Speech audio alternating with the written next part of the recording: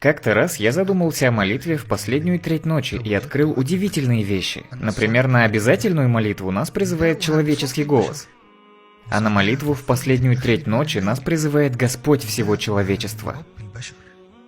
Призыв на обязательную молитву слышат все люди, а призыв к молитве в последнюю треть ночи ощущают только некоторые из людей.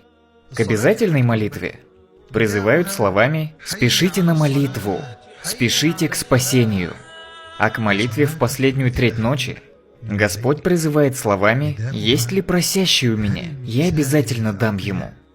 Обязательную молитву совершает большинство мусульман, тогда как молитву в последнюю треть ночи совершают только избранные Аллахом из числа верующих.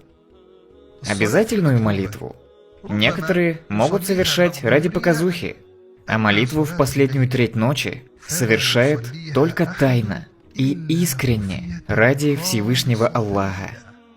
В обязательной молитве нас часто отвлекают мысли о мирских заботах и наущение сатаны.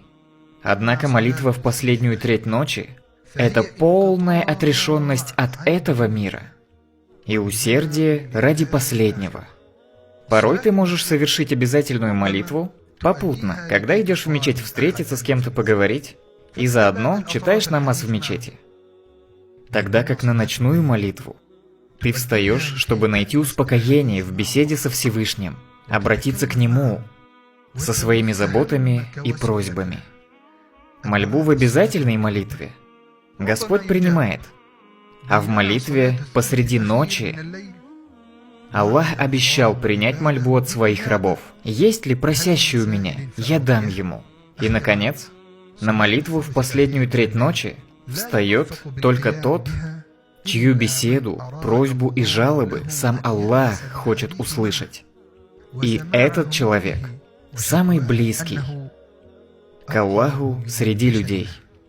Поздравляем же тех, кого пригласил могущественный и великий Аллах предстать перед Ним, поделиться своими пожеланиями и испытать наслаждение от обращения к Нему. Если ты сядешь во мраке ночи перед Господом Всеведущим, говори с Ним, как ребенок. Когда ребенок о чем-то просит и ему отказывают, он начинает плакать, пока не получит желаемое. Так будь как этот ребенок. Когда просишь у Всевышнего,